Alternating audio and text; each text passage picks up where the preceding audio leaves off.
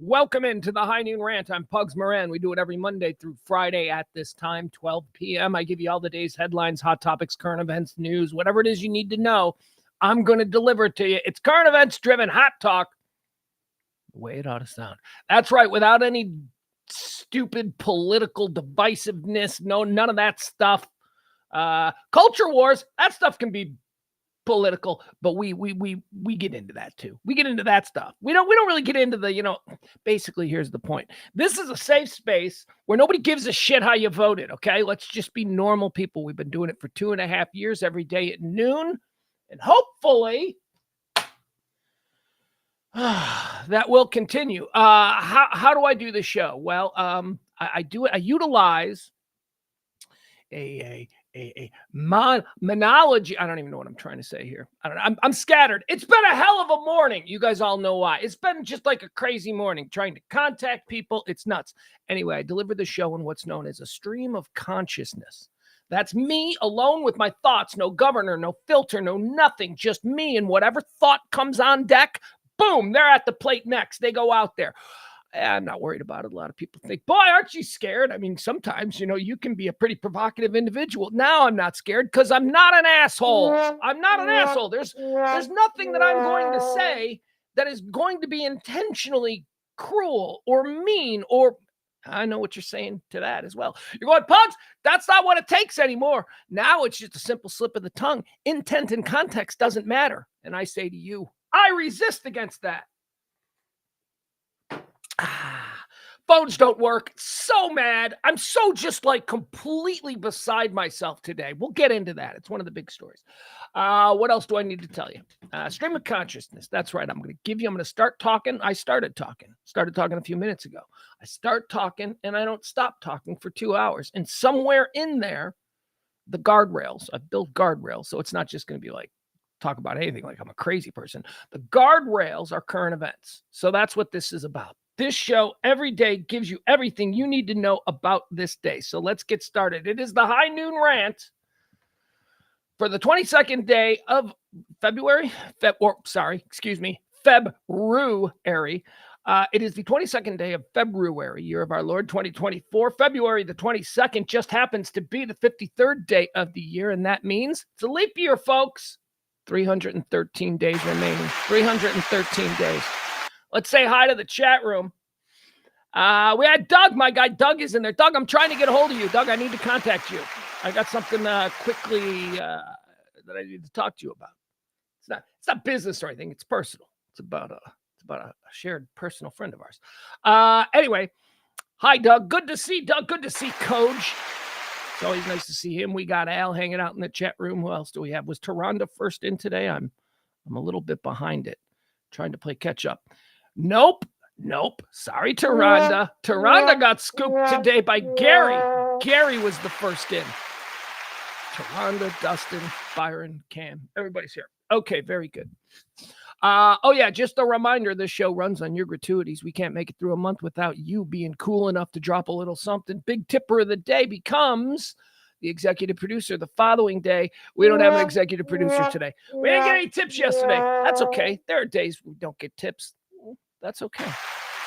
You can help the show out at any point today if you are so inclined. Drop a little something there. Okay, let's get started. No. I'm supposed to, last weekend was supposed to be kids' weekend. And I got kind of screwed up in my kids' weekend. Like it wasn't a full-on me and the kid weekend.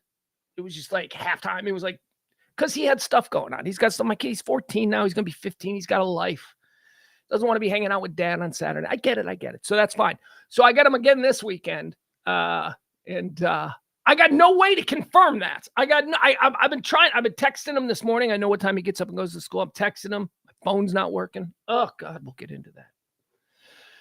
How's your phone service working today? All right. We do this show. We execute it in 4 quarters. What we like to do, we give you 4 distinct segments that when you take the 30,000-foot view, you see one complete show. First segment we call Antecedently on This Day. That's a pretentious way of saying this day in history. I give you some events that occurred on this day, and we tear them apart. We talk about them a little bit. Birthdays, that's quarter 2. That's self-explanatory.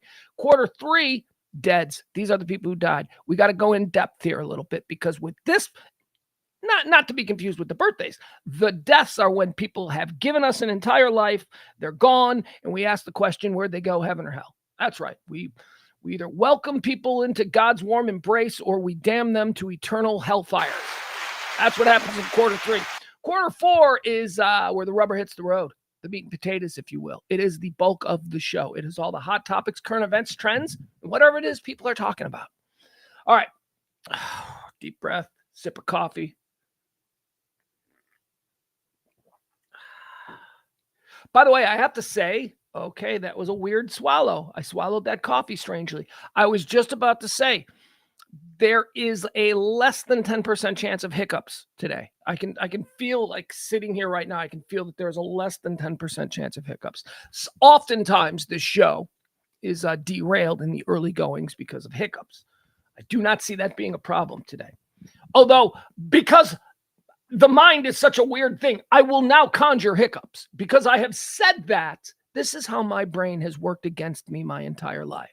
My brain heard me, the physical manifestation of this carcass. My brain heard me say that, and now my brain is going to go, fuck that guy. That's what my brain has done my entire life. Whenever I affectionately termed him, schizophrenic me, my co-host. Hey, everybody. That's the guy who's off mic. That's the guy who argues with me. When I say something, he tells the other. That guy, that's the way my brain works. God, I'm getting tired of this. All right, let's move on. Antecedently on this day, where we take a look back at all the events that have helped shape this day and our understanding of it. On this day in 1862, the American Civil War, Jefferson Davis is officially inaugurated for a 6-year term as president of them there Confederate States of America. That was in Richmond, Virginia. 6 years. They went 6 years. They didn't they saw the 4-year model that the Union, that America had done. And they said, nah, it should be 6 years. All right, that's interesting. Antecedently on this day in 1889, President Grover Cleveland. I got a question for you. And I really don't know this, because maybe I should. Maybe if I thought about it, maybe. But President Grover Cleveland, 1889. Is the city of Cleveland named after him? Or is he just coincidentally have the same name as a contemporary Rust Belt city of his time? I don't know. I don't know. Like George Washington, we know Washington is named after him. But Grover Cleveland, when did Cleveland become a thing? I don't know. Who cares? On this day, Grover Cleveland signed a bill admitting North Dakota, South Dakota, Montana, and Washington to these here United States. Welcome to the party. Although I don't know, this was some BS politics. North Dakota and South Dakota. North Dakota and South Dakota. So in the Senate, the Dakota territories, they got 4. They got 4. Said the Dakota territories have 4 senatorial. Really? I don't think so. That needs to be changed. Even today, it's like there's no reason for both a North and a South Dakota. There's 15 people living in one and 60 living in the other. That's what we're dealing with. And they've got 4 votes in the United States Senate. Huh? California has 2. Texas has 2. Get out of here, you guys. Antecedently on this day in 1942, World War II, President Frankie D. Roosevelt orders General Dougie Fresh MacArthur to get the hell out of the Philippines. Get out of the Philippines. Mac, come on. It's done. Call it, kid. That's what FDR said to MacArthur. And what did MacArthur say in return? Or in response? That's what he said. He said, I shall return. Defiantly, MacArthur said that upon being taken away from the Philippines after what looked to be a well-lost war in the Philippines. He'd come back and he said, I told you I'd be back, and now all you sons of bitches are going to pay. I don't know what he did, but on this day, antecedently in 1974, Samuel Bick. Hey, we don't know. You know this guy? No, of course you don't. I never heard of this guy. And I know all the weird guys. Like I like kind of consider it one of my fetishes to know all the weird dudes throughout history who did weird dude shit. Never heard of Samuel Bick before, but on this day in 1974, Samuel Bick attempts to hijack an aircraft at Baltimore Washington International Airport with the intention of crashing it into the White House to assassinate Richard Nixon. You know why? You know why he did? You know why he went through all of this? Because he had applied for a small business loan and he was denied. He went through the Small Business Administration and he tried to get a small business loan and they said, no, you can't have a small business loan. And so he said, I'm going to hijack a plane and crash it into the White House. Well, maybe if he had written that on the application, they'd have been more thoughtful of his circumstance. Anyway, he died and he killed people. He killed a police officer. He killed a pilot. And then in a gunfight with another police officer, he was killed. He was shot and killed. Samuel Bick, never heard of him. B-Y-C-K. Antecedently on this day in 1980, this is an epic day for me. This is an epic day for Gen X boys, possibly for Gen X girls too, but I wasn't a Gen X girl. I was a Gen X boy, so I can only speak as to how it impacted me and my contemporaries with penises. That's all the expertise I can offer here. Maybe the women enjoyed it too, but on this day, I can tell you I became a sports fan. It was on this day in 1980 where I first watched a sporting event where it was like transcendent. It was like I had spent 10 years watching, the Bob Avellini Bears get their asses kicked. I knew I'd spent years watching, the White Sox disappoint. I was a kid who was a fan of teams, but I'd never experienced anything great. I'd never experienced my team doing something unbelievable, at least not to the extent that my young mind kept it there. Holy cow. Is the phone back up? Hold on. I think the phone might be back up.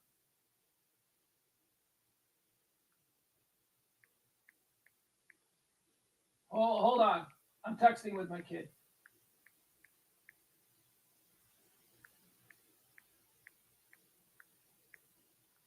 Maybe he's between classes. All right. Delivered. Hey. It looks like my phone is finally back up and working. How amazing. All right. It's only been all morning long. No, I didn't. Okay. All right. I just sent a text to my son, who is, I believe, in lunch at this point. And I said, I'd sent text earlier, test. And then he just responded now, like 5 hours later. He's like, I get it. And then I just sent, okay, so you're receiving these texts? And he sent back, nope. Because he's a comedian. So back to this day in 1980. On this day in 1980, the Miracle on Ice occurred. And as I was saying, I had been a sports fan, but I had never really experienced victory. Victory on a different level. This was like this was existential. This was, the driving force of any 10-year-old in 1980, as I was, the driving force of our life to this point had been the Cold War. Whether or not we want to admit that, it was something we thought about every day, because maybe it wasn't, but it was the looming specter of every decision that the world that we were evolving into, everything about that world was influenced by the idea that bombs could drop from the sky at any moment and that Russia was evil and blah, blah, blah. And the miracle on it. Do you believe in miracles? It was on this day. Miracle on Ice, Lake Placid, New York. The United States hockey team defeats the Soviet Union 4-3. Man, that's a great game. I can remember everything about that game, man. I still remember those names. Mike Eruzione, Jim Craig, Jack O'Callahan. Who else? Who am I missing? Well, quite a few, actually. He's missing a lot. Herb Brooks, the head coach. The real interesting part about it and why it doesn't make a perfect story is because that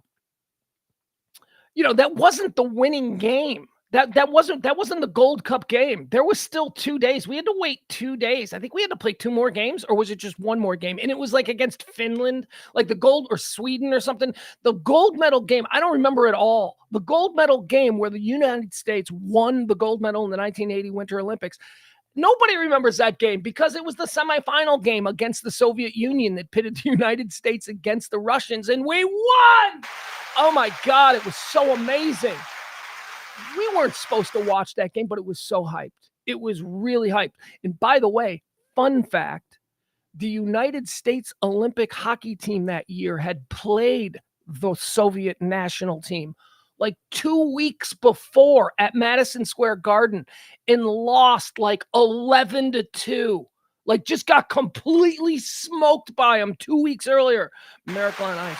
I can honestly point to that as the moment in my childhood where I went, sports good, sports good, sport happy. On this day in 1980. On this day, antecedently in 1997, in Roslyn, Midlothian, that's in the UK, British scientists announced that an adult sheep named Dolly had been successfully cloned. Dolly, remember Dolly? Hello! Dolly the sheep. She lived to be 6. She died of a lung condition that they say had nothing to do with her being cloned. It actually had to do with a bunch of other sheep that were in her hang zone. Hey, a little bit of a plug for a competing podcast. Yeah. And here's the other thing about Dolly, the cloned sheep. You know, she had sheeplets, what are they called? Sheep's babies. She had babies.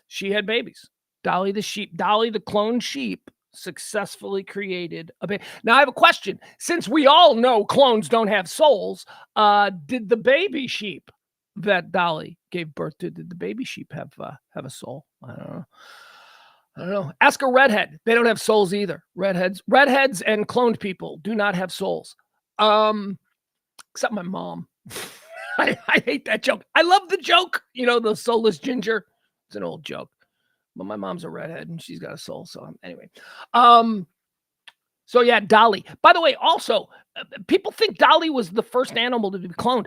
Dolly wasn't the first animal to be cloned. Dolly was cloned on this day in 1997. Not the first animal to be cloned. The first animal to be cloned occurred in 1958, dude. 1958. Like in 1958, some scientist cloned a African horned toad. In 58, he did it. Yeah, I don't know. Anyway, there you go. Happy birthday, Dolly. On this day in 1997. On this day in 2006, the Securitas Depot robbery. Ooh, I love this story. I'm a bit expert level on this story. I happen to love this.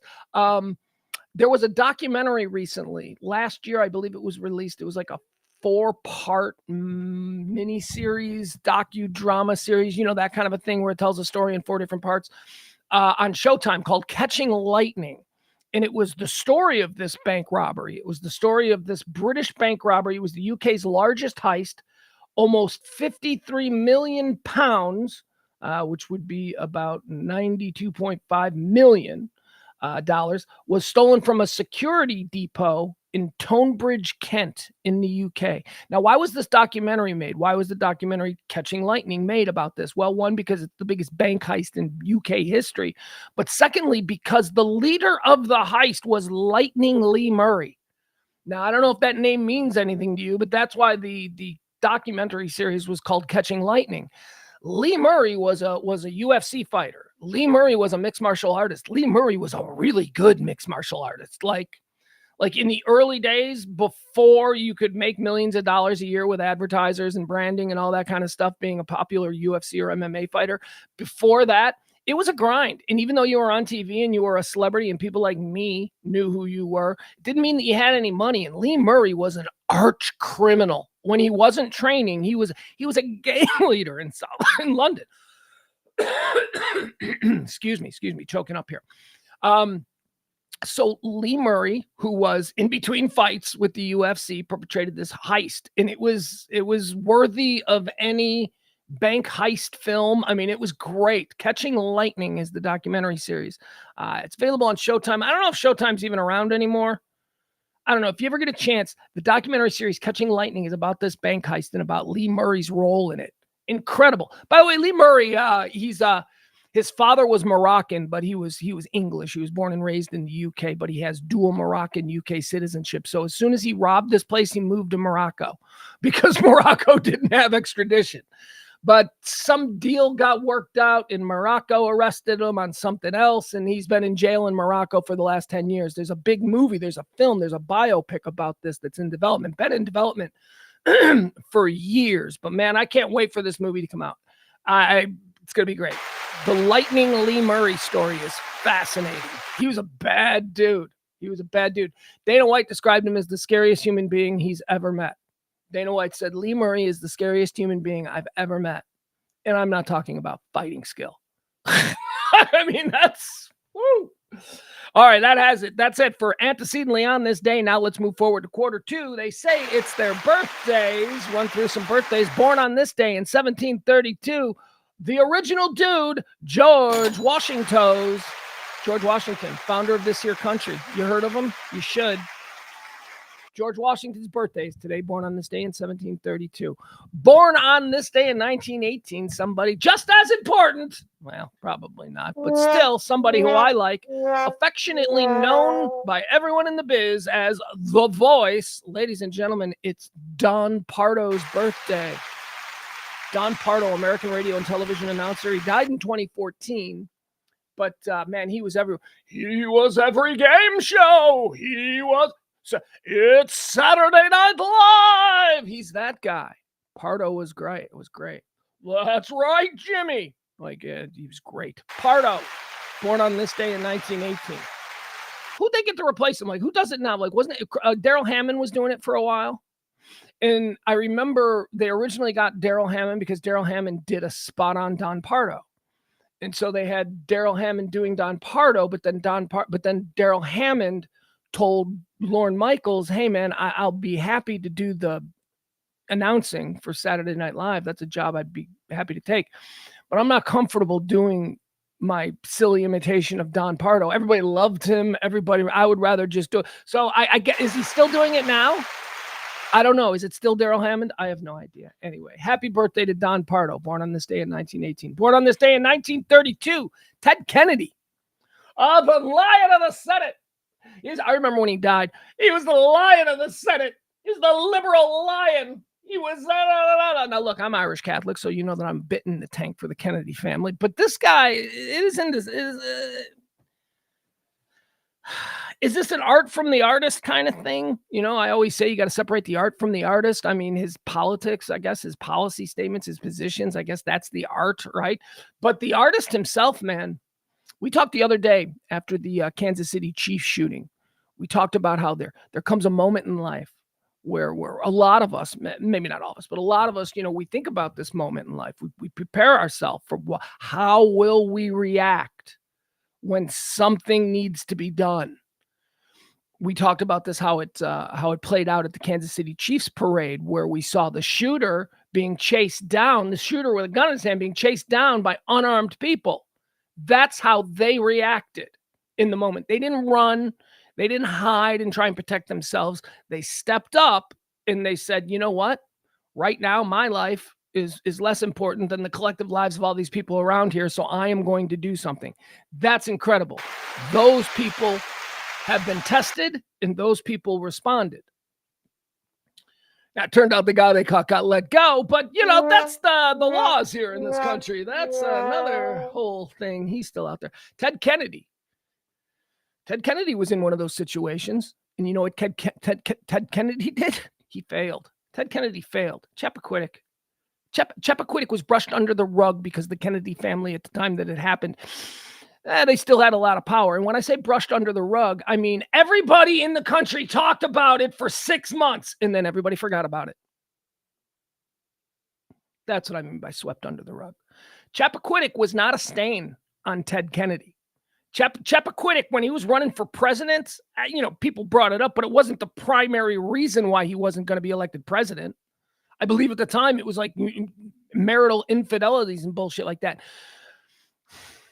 Ted Kennedy was having an affair with his secretary. He got drunk with her. They were driving in a rainstorm through these boggy areas of Massachusetts, and he drove off a bridge into the Chappaquiddick River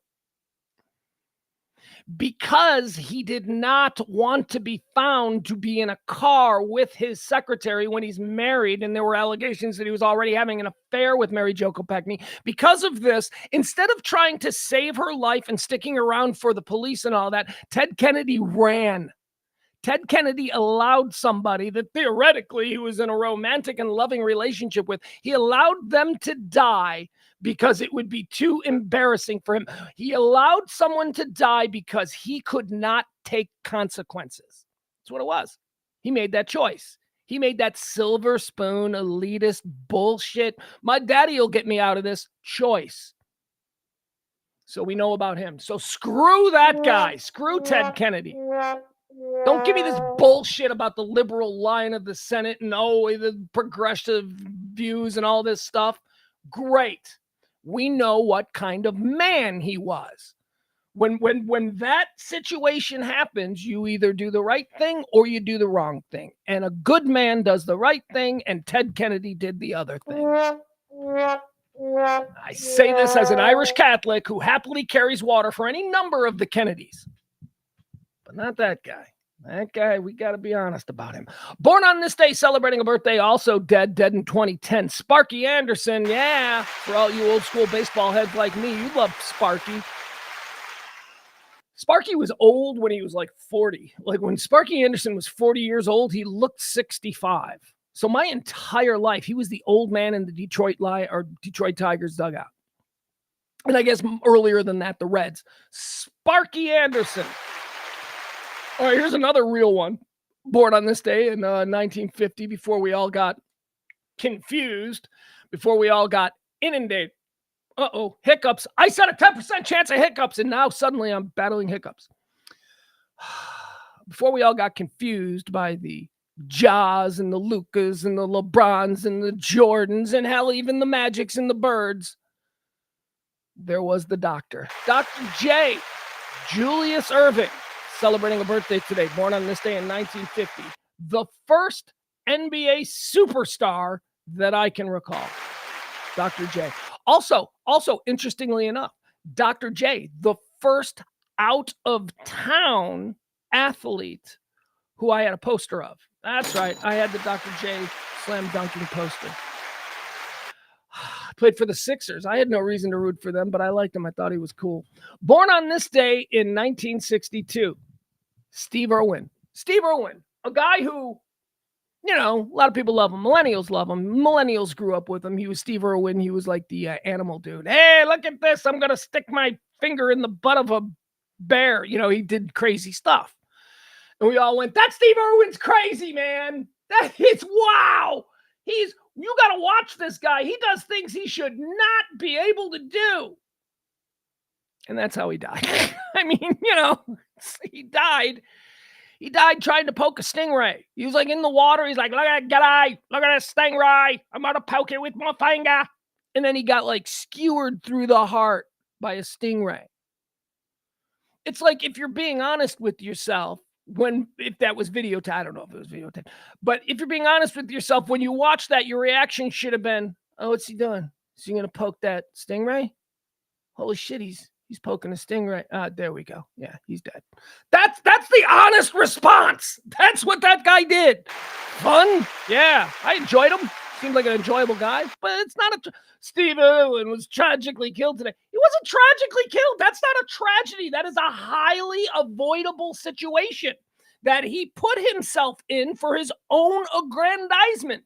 He put himself in that. It's like Siegfried and Roy. It's like Roy, right? Roy got eaten by the tiger. A tragedy occurred. That's not a tragedy. That's expected. The magic, the reason we're paying all this money is because they're telling us that they're going to be able to do something that we all know they can't do, which is play with tigers. And guess what? Something happened. Guess what happened to Steve Irwin? Shouldn't be able to poke a stingray. Steve Irwin, born on this day in 1962. Born on this day in 1969, one of my favorite guys, although an absolute certifiable lunatic. Tom Jane, the actor Tom Jane. Tom Jane is fun. Tom Jane used to, for some reason, I don't know how this happened with Tom Jane, but we became like, my partner Kelly and I, we became like his favorite show. Like he had to do a bunch. He was on an HBO show at the time and doing a bunch of stuff. So whenever he had to promote stuff, he would always like come on us, and he'd do us multiple times. Like I remember one time we had him on and we were like, did we just interview you 2 weeks ago? And he's like, yeah, I like you guys. Oh, okay. And he explained that he's got to fill a quota. Like he's got a list, and he's got to do to keep up his part of the agreement to promote a project that he's working on. He's got to do X amount of interviews. And so he would double up on us, which I always thought was fun. It's like nobody's going to check. However, he came into studio once when he was in town for something. I don't remember what it was about. He came into studio and we were doing the show live from the Texas Motor Speedway. So we weren't in studio. But Eric was our producer, and Eric's running the board, and we're back at the Texas Motor Speedway, and Tom Jane's in studio, and it's just him and Eric. And apparently at some point, Tom Jane pulled a gun and started waving it around in studio. We didn't know anything about this until afterwards. And then, we get back the next day, and they're like, hey, what happened in the studio? I'm like, what do you mean what happened in the studio? We were out at Texas Motor Speedway. You would have guessed it, and they pulled a gun and started waving it around. And I'm like, yeah, that's just Tom Jane. That's what the mid-2000s were. No reason to freak out. That's just Tom Jane walking, a crazy actor, Tom Jane, walking into the studio, being a little upset that we're not there and starting to wave a gun around at our producer. That's just Tom Jane. It's probably why he's not a bigger star. Seriously, no joke, because he's a really good actor. He's got like real Sam Rockwell qualities about him. He could be doing the Sam Rockwell thing. I just think Tom Jane is a little bit difficult. I think that he might be a little bit in his own thing. And you know what's really funny? Tom Jane actually played Tom Jane for a number of episodes in Arrested Development. I don't know if you remember the TV show Arrested Development, but there was a storyline where Tom Jane, the actor, was preparing for a role as a homeless person. So he was living as a homeless person. And while he was living as a homeless person, he started dating Portia de Rossi. He was one of the characters, and she thought she was really dating a homeless person because he's that good of an actor. He's just so sexy for a homeless person. I don't understand. Tom Jane, happy birthday. I like Tom Jane. Born on this day in 1975, Drew Barrymore. Drew Barrymore, she's weird. She's a weirdo. But we kind of like her, right? She got through the weird thing. Like there was a period of time in Drew Barrymore's career, and she's been around forever. She's been around since like 1982. Okay, she pops up on ET. She's like 5 or whatever. We're like, hey, she's a superstar. We make her a superstar. She's going to Studio 54 at 11 years old. Whoop, whoop, dancing.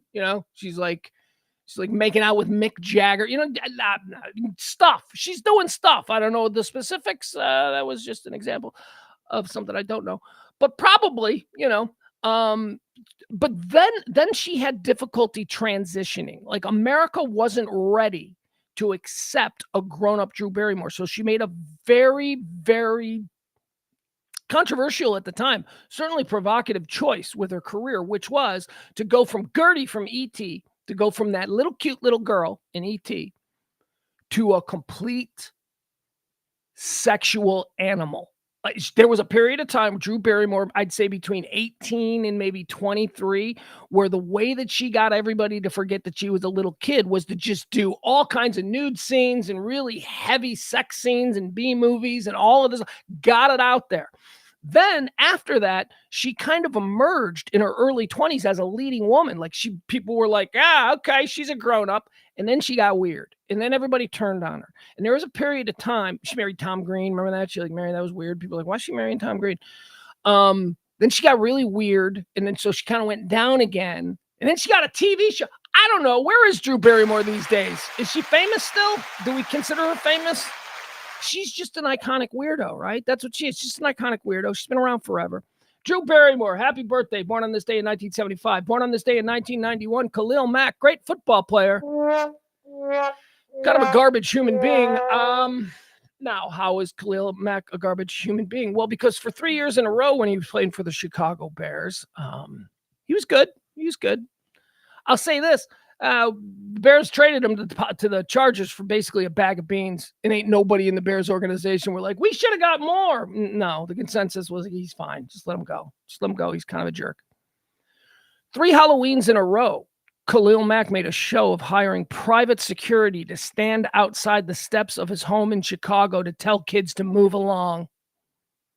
Went out of his way. He paid grown men from a real security firm to tell people who wanted to go knock on Khalil Mack's door for Halloween to move along.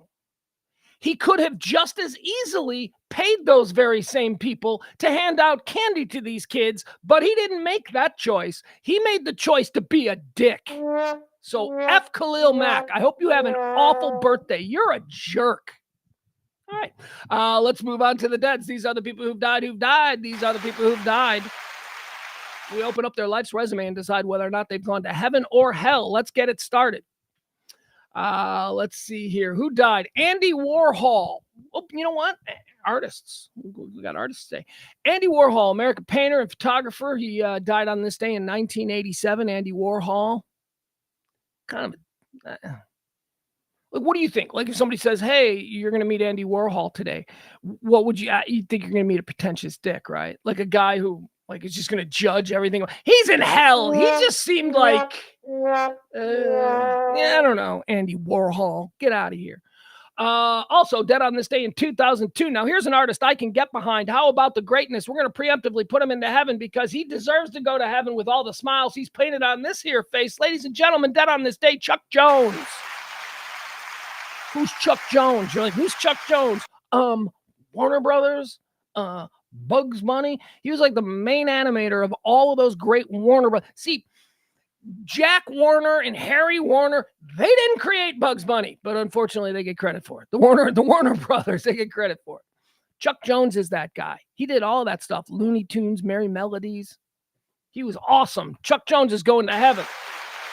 Dead on this day in 2002. Dead on this day in 2007, Dennis Johnson, DJ. Oof, man, this was sad when Dennis Johnson died. Dennis Johnson, he's a Hall of Famer, right? Yeah, he's Naismith Hall of Fame. He's in the Hall of Fame. I know that he was like an NBA Finals MVP. I know that he was like multiple-time All-Star.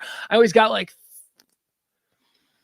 how many titles did Dennis Johnson win with the Bird Celtics? Like 2, right? So he's got 2. He's got at least 3 NBA titles. Dennis Johnson dropped dead while playing in Austin in a D-League game. I don't even know if it was D-League, but it was some semi-pro league. Dennis Johnson, the Austin Toros. The Austin Toros. After a practice, had a heart attack and dropped dead. It was very sad. Everybody was like, wow, DJ's dead. DJ's dead. And it was because, he was the freckle-faced guy from the Celtics. I mean, I don't know. Those Celtic teams were a thing. Bird and Parrish and Ainge and Dennis Johnson and McHale. I mean, they were a thing. They were a team that people loved. I loved the Celtics. I liked those Celtics. I liked them better than the Lakers back then. The Celtics were more my team. But Dennis Johnson had a troubled past with drugs and alcohol and all of that, and he beat up some women, and I think he was charged with trying to stab his wife or something. I don't know. Dennis Johnson, you're probably going to hell, but a heck of a ball player. Dennis Johnson, heck of a ball player. All right, let's see.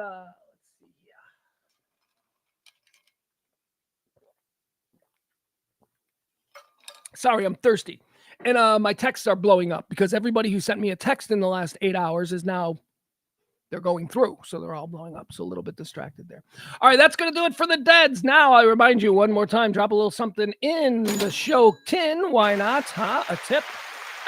Treat me like I'm your bartender, your pizza delivery guy, whatever it is. Drop a little something. That's how this show runs. Okay, let's move into quarter 4 now. Quarter 4 is the time where we like to talk about all the things that are actually happening on this day. Let me jump into the chat room first. Let's see what people in the chat room are saying. I got to say hi to more people in the chat room. Kojak says in the chat room, have you done anything on that crook Tiffany Haynard, the mayor outside of Chicago yet? No, but man, that chick, woo, she is an arch criminal. Woo, but again, and she's like the mayor. He's talking about this woman who is a mayor of, I want to say Harvey. maybe, is it Harvey, Illinois? I don't know. I think it's Harvey or Robbins, maybe. It might be, it's one of the really bad suburbs, like so bad that the city of Chicago is like, no, man, we don't even want to claim you. So they're right there on the border of the city, like right there on the south side of the city, right on the far. I don't know. Yeah, no, I haven't done anything on that, Coach. She's a piece of work, though. Let's see here. Jameson is in the chat room. Hey, Jameson. April is here. Frank is here. April says, hey, y'all, I'm watching the Rust manslaughter trial, so I'll have to catch up. Yeah, we're going to be talking about that too. That's something that's coming up here in the trending topics. The Rust trial. Byron says there were interruptions across a ton of providers and platforms. I'm going with a sun flare. He's talking about the phone outages. My phone is back up, so that's great. Question. Fast Outdoor Food says, question. Russia was going to screw things up in space the day of the Super Bowl parade shooting. Did the Russians knock out the phone satellite? Conspiracy? I don't know. We're just way too dependent on stuff that I think is really easily taken down. Adam Raina is talking about Hung. Hung is the Thomas Jane show that was on HBO. Hung says it was a good show. It was a good show. I watched it too. Except I found it a bit personally attacking. Peter Lufkin says Bugs Bunny is my hero. Adam Raina says Dennis Johnson was a pest on the Suns when we won our 2 titles in Houston, so I hated him. Yeah, he was a defensive. He started out as a shooting guard, but then he found in the NBA. He's a really good example of a guy who like really took a while. But if you had a good team, he was one of those dudes who's plug and play. You know, you could plug him on any good team, and that good team, that might be what takes him over the top. He was a really good defensive player. Started out as a shooting guard, I remember. That's how he won the. I remember him winning with Portland. It was I think it was Portland or Seattle. I get those 2 teams confused. Anyway, moving on. Dennis Johnson. I still had to put him in hell. Complicated guy. All right, let's get into all the things that are trending today. Let's talk about some of the things we've already mentioned there in the chat room. First and foremost, we're talking about the phones. Well, the phones went down, and now the phones are back up. So I don't really know what to say about this other than now we ask the questions, what happened? Solar flares.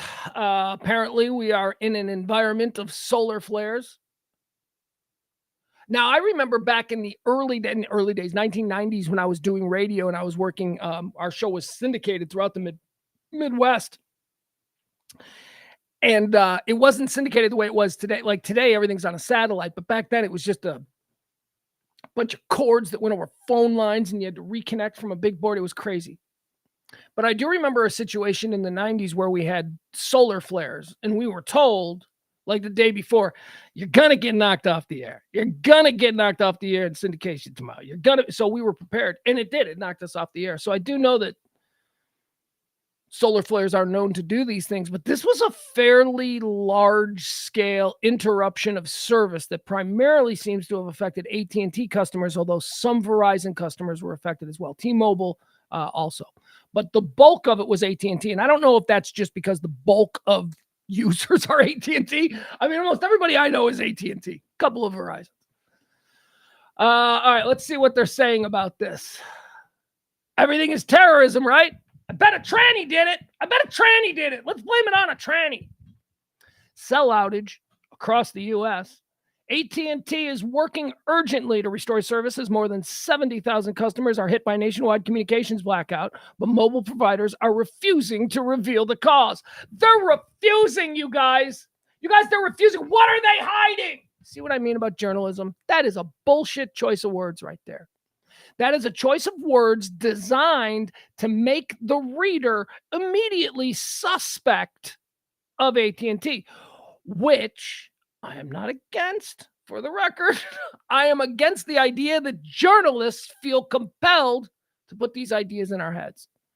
We should be outraged just because of all the context that we understand about this story, not simply because some guy said they're refusing. How about they just don't know? How about it's been a couple of hours? Give them a minute. But no, refusing is the way they chose. Customers reports about the outage spiked around 4 a.m. Eastern time. I was sleeping, so I didn't really notice. The largest number of issues were reported by AT&T users, which peaked at 51,000 customers. What? I saw that number today, and I'm like, I'm one of 51,000. That seems like I got the short end of the stick there. That seems like how many total customers are there? Like, I would think there's like 50 million, I don't, and 50,000, and I'm one of them. But then apparently, I think more people than the number that they're saying were affected, because I don't know. Everybody seems to be affected. AT&T have said that they are working urgently to restore the network outages that are affecting over 70,000 of their customers now. 70,000, the number's going up. AT&T, Verizon, and T-Mobile users reported early Thursday that they are having network issues nationwide and in Canada. Now, I saw the map of the outages. And I don't know if I was proud or if I was a little bit upset, because Dallas and Houston and Austin are the three biggest spots. Now, is that because AT&T is Dallas-based? Could that be? Could be. And I think the map was showing affected customers. So maybe it's just that here in Texas, a larger group of people just happen to be AT&T users because anyway, I don't know. Anyway, it looked like Chicago was really little. It's like very little, very few outages in Chicago. New York, almost no outages.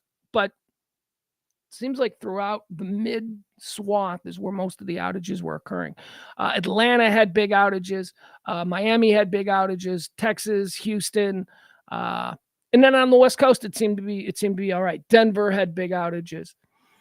April says AT&T has headquarters in Dallas, so that's probably the case. Way more had to have been affected here. April says 3 of our 6 cell phones, 3 of our 6 cell phones were not working. So you had 3 that were. Yeah. I felt so like I had 2 very important calls that I needed to make first thing this morning. Like, it was because I didn't get a call back yesterday. So I'm like, I got to call first thing in the morning. You give them a day. They didn't call back. I got to call them first thing.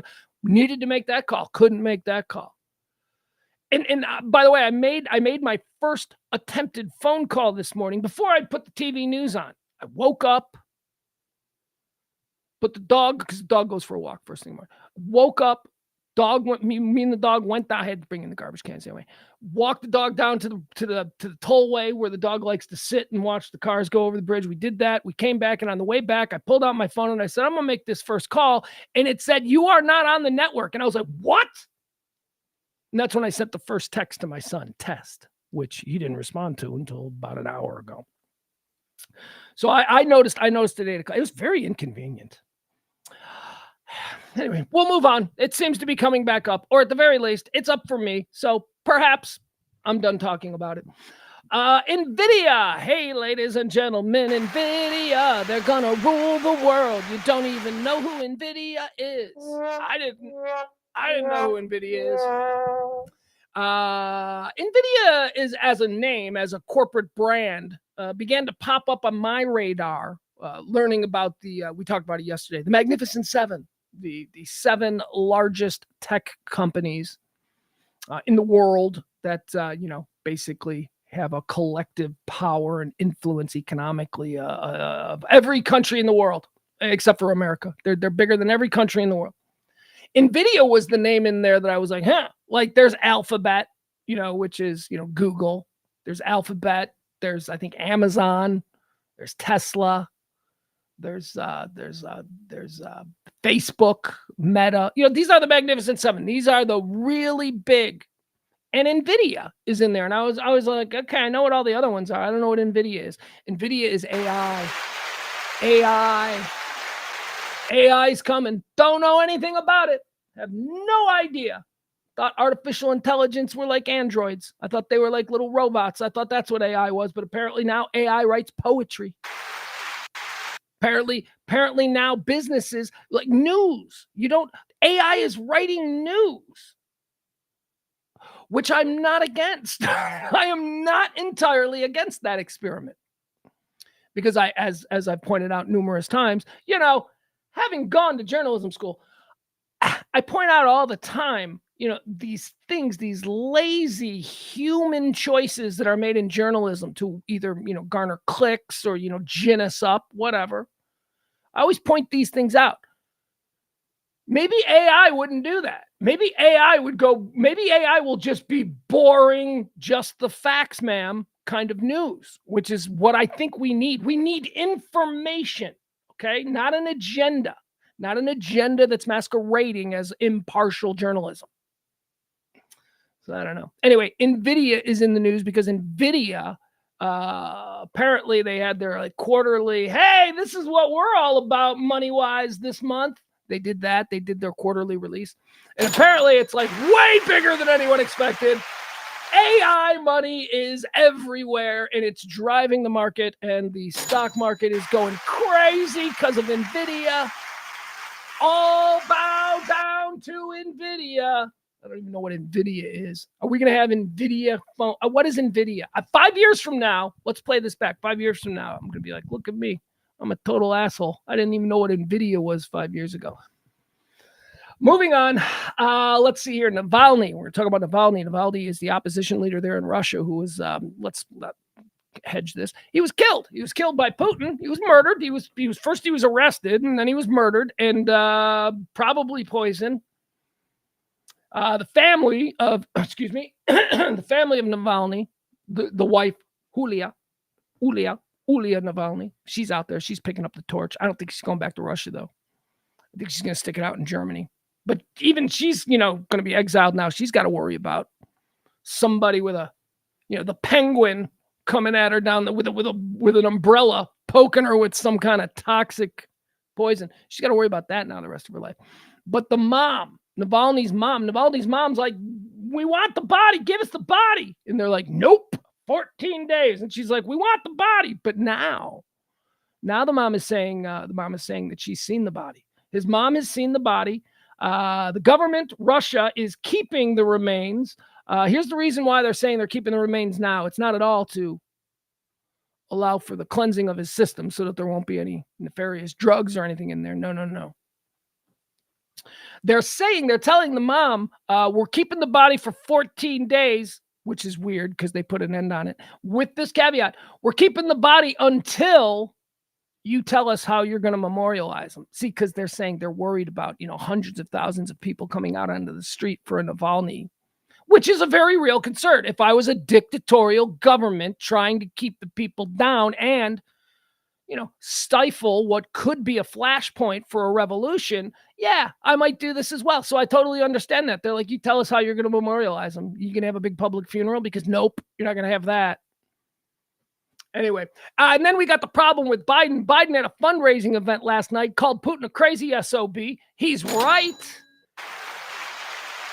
But I don't know that we need that kind of rhetoric right now. Biden's like, he's a crazy SOB. He's talking about nukes. That's what Biden said while raising money. And he's right.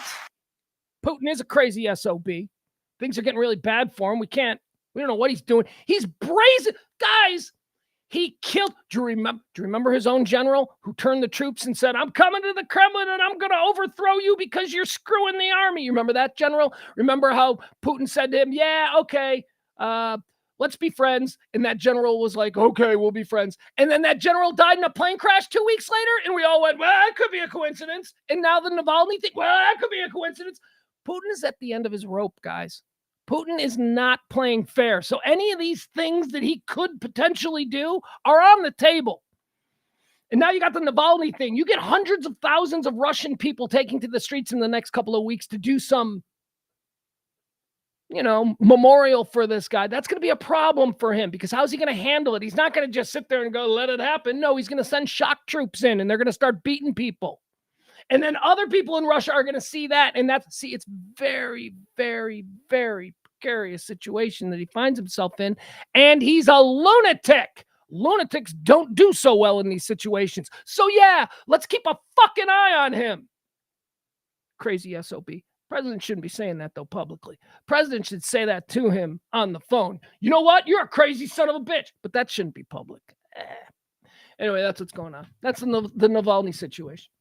Let's see here. What else do we have? We covered the phones. We covered NVIDIA. We covered Navalny. What other nonsense do we have? Oh, how exciting is this? You guys, tonight, 3 o'clock. Who's going to be there? We got ourselves a moon landing. Hey. Of course, everybody knows I was born on July 20th, 1969, the day that man accomplished his single greatest feat. Landing on another celestial body. That was the day I was born. How about you? Anyway, for the first time in like 50-something years, we're going back to the moon, and it's happening today. Well, there's nobody going up there. We could very easily have just stuck a dude in this capsule, I'm sure. But, baby steps. We're going to see if we remember how to do it. Well, that's basically what's happening today. At 3 o'clock, you know where I'm going to be. Possibly live streaming. I'm thinking that we might do a live stream here of it. I don't know. We'll see. We'll cover it. I don't know. I'm such a space nerd. First U.S. moon landing since 1972 is set to happen today as spacecraft closes in on lunar surface. This thing's been up there. Did we even know? How did I not know? I mean, I knew that there was a private company that was doing moon stuff, but I didn't think it would sneak up on me like this. Houston-based Intuitive Machines readied its Odysseus lander for touchdown on the moon today. A nail-biting 1 hour and 13-minute descent from orbit to become the first U.S.-built spacecraft to stick a moon landing in more than 50 years, and the first ever by a private company. All right. I will fully admit that for years, decades even, I was against the idea of the privatization of the space program. I was against it.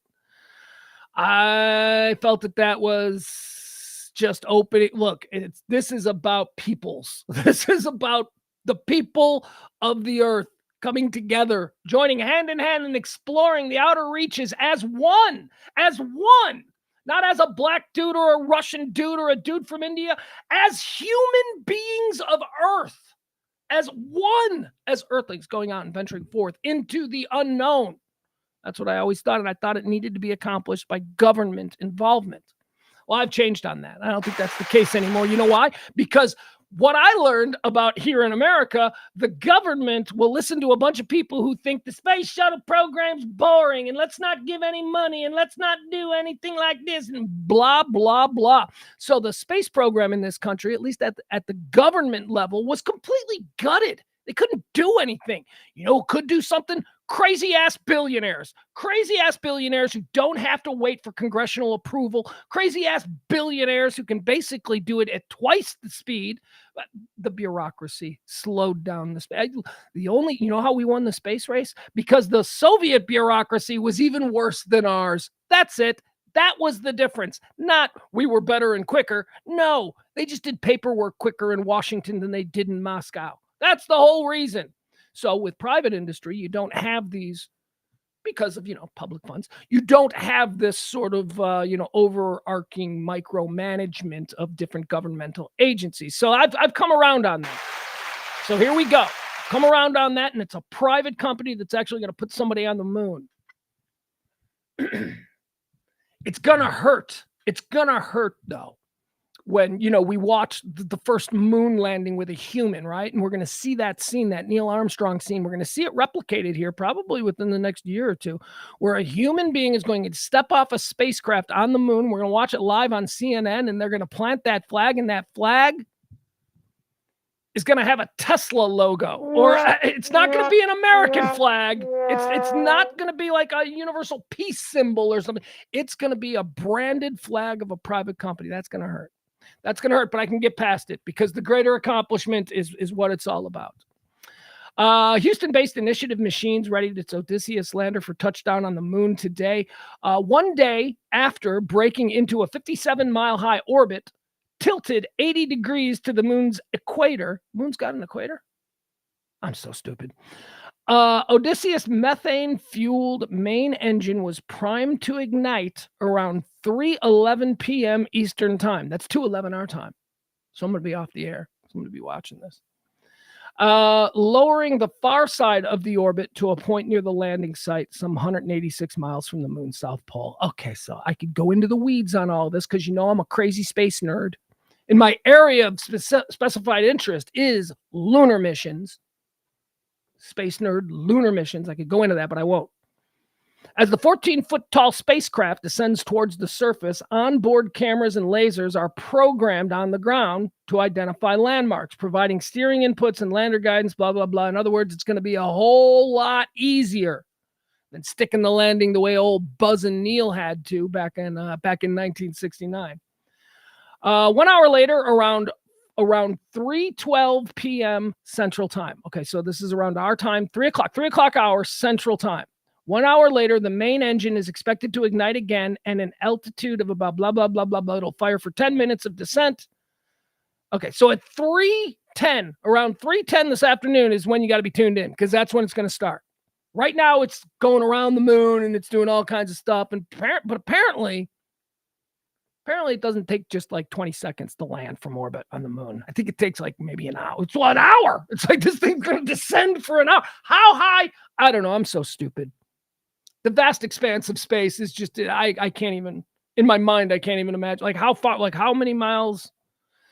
I don't know. We're going to watch it. We're going to the moon, folks. That's all that matters. We're going back to the moon today. What if it crashes on live TV?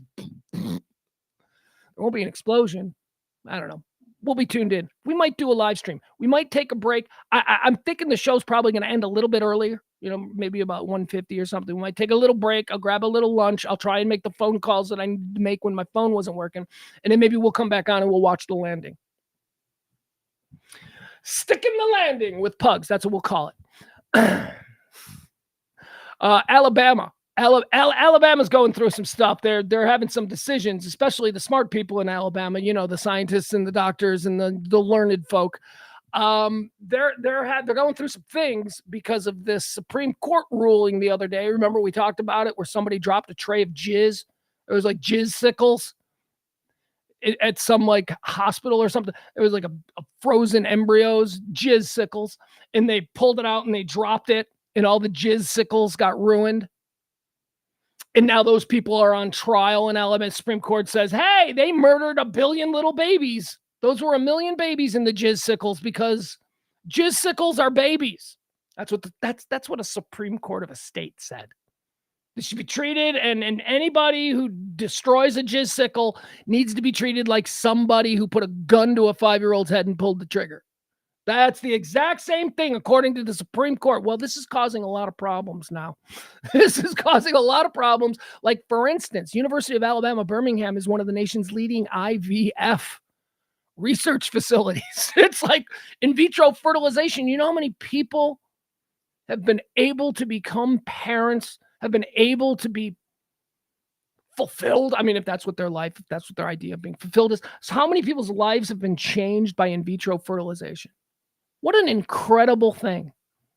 And now the largest hospital, the University of Alabama, Birmingham, they are suspending their entire, it's funded to the tune of like $300 million a year. And they're going, yeah, we're going to shut that whole project down. And here's why. If one of our intern doctors accidentally drops a jizz sickle, we don't feel like they should be put on trial for murder. So we're just going to stop doing it. And this is happening now at a number of IVF clinics around Alabama. They're all closing shop. They're all going, yep, nope, you know what? We're not murderers. We might slip on a floor, and we don't think that should make us a murderer. We might drop a beaker and I don't think that should make us a murderer. But according to the Supreme Court in the state of Alabama, anybody who mishandles any kind of jizz sickle, they're now liable for criminal charges. Criminal charges. Could you imagine that? You imagine that? You drop a tray of jizz sickles, and then suddenly you're facing like 3,000 counts of child murder. Jesus Christ, man. Come on now. Alabama hospital puts pause on IVF in wake of ruling, saying frozen embryos, in place of ruling that says frozen embryos are children.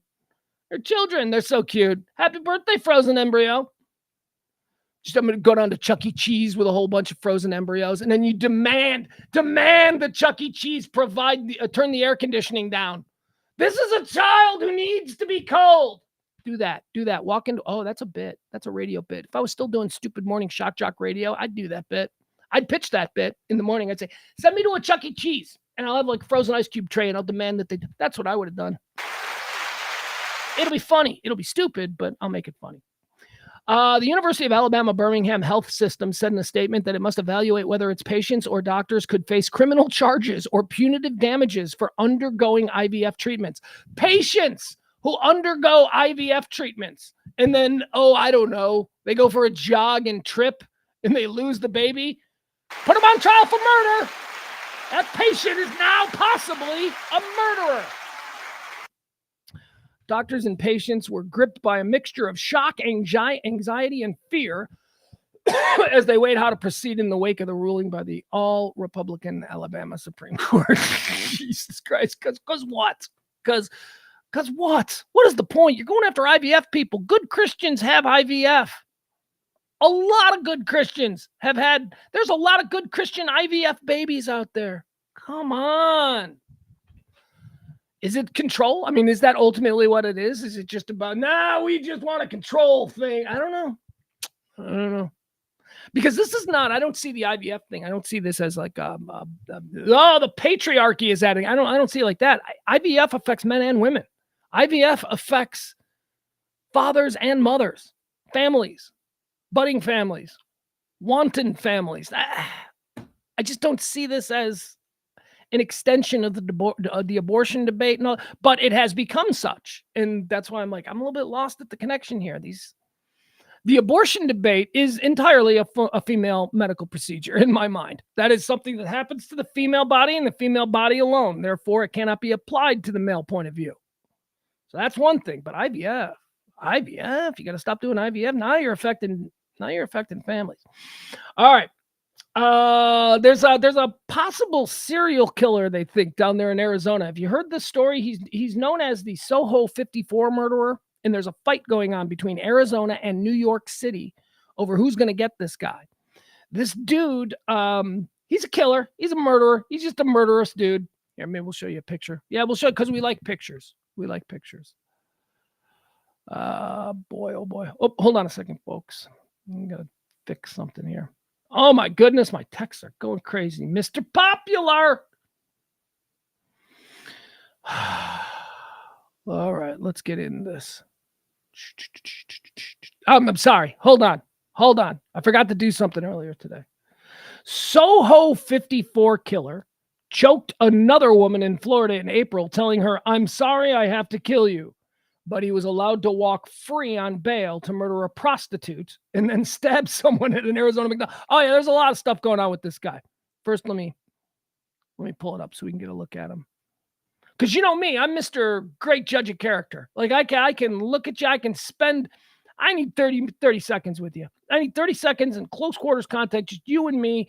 I'll size you up. I will tell you if you are a good person or a bad person. That's right.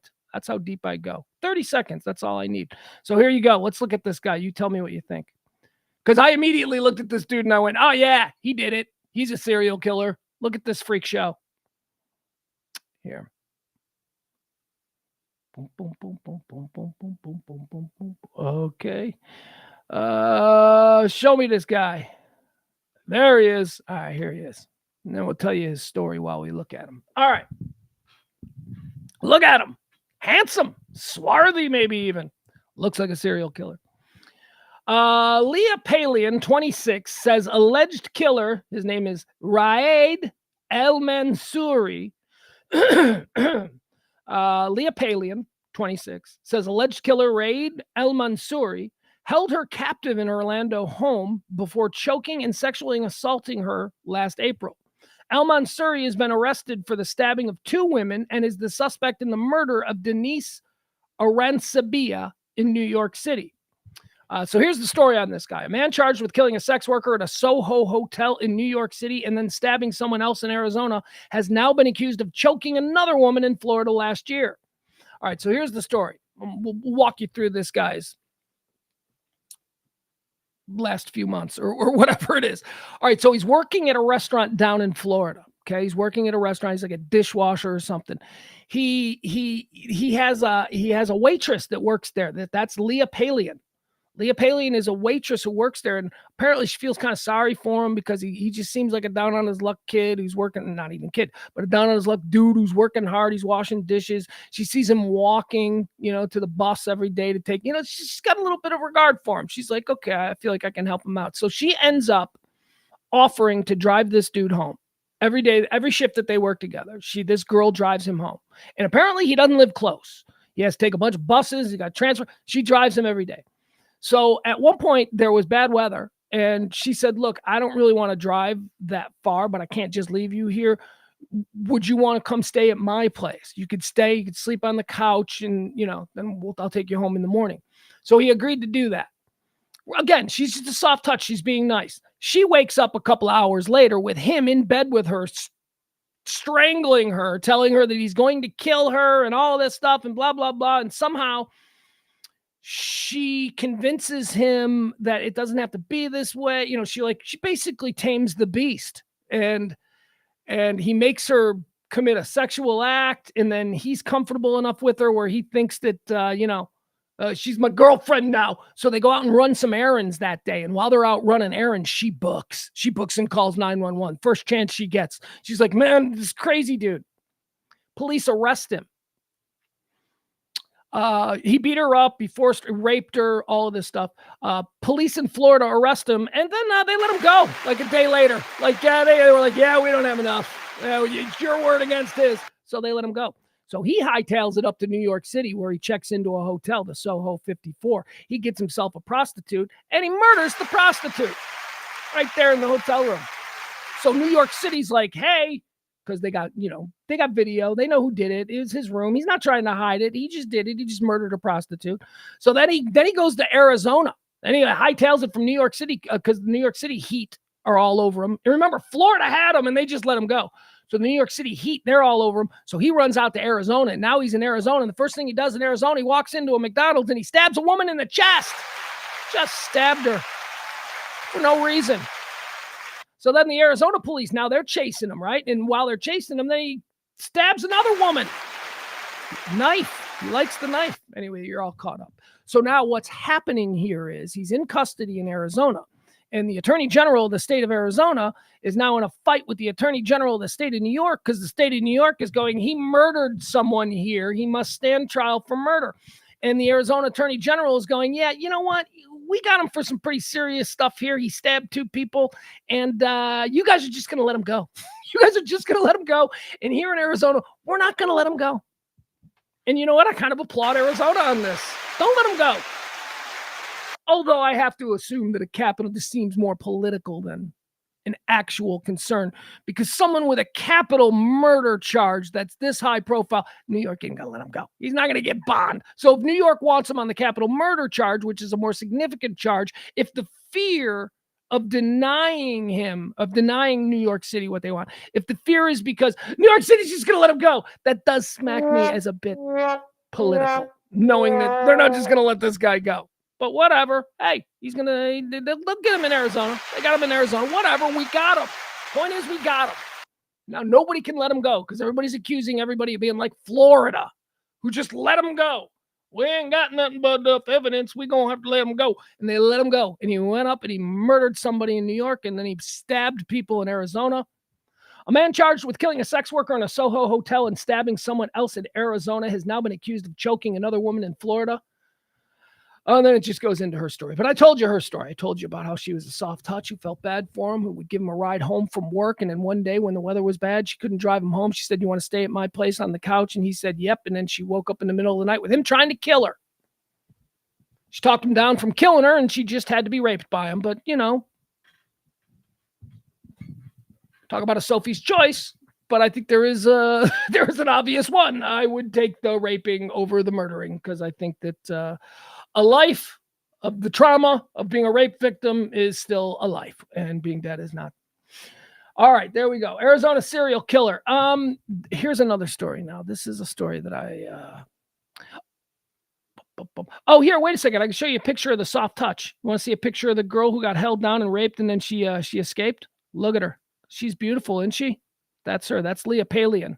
That's Leah Palian. She's the nice waitress who felt bad for the screwed up dude and started doing nice things for him, like giving him rides home. And then he tried to kill her for it. There you have it.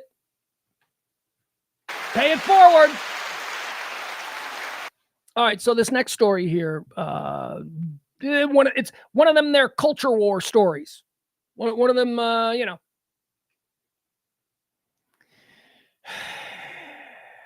I don't see this story as political at all. I really don't. I see there are far too many common sense issues that, for political reasons, we're pretending aren't quite as common sense as they are.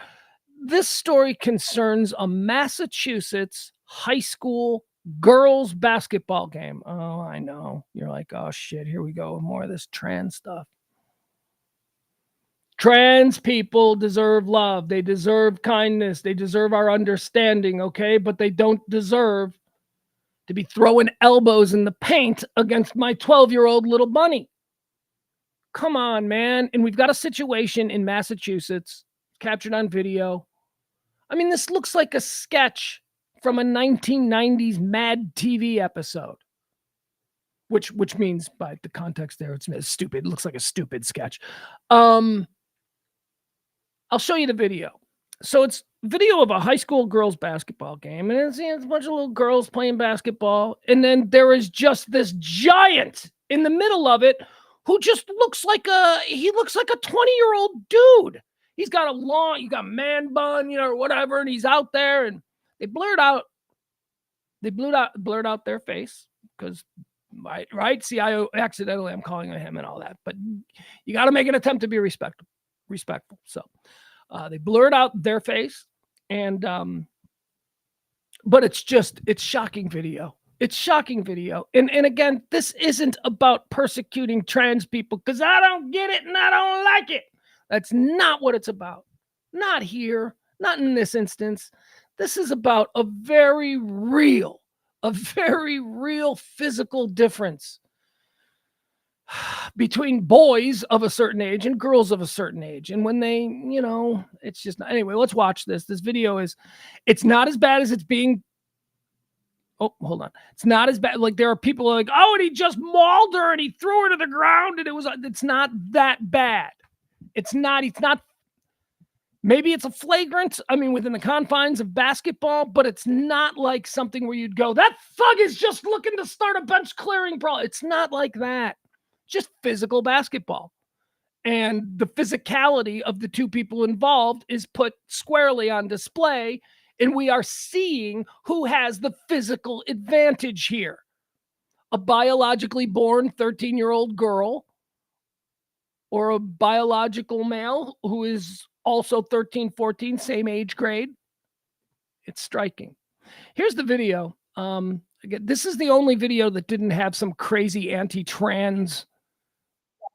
So this is the video that we're using.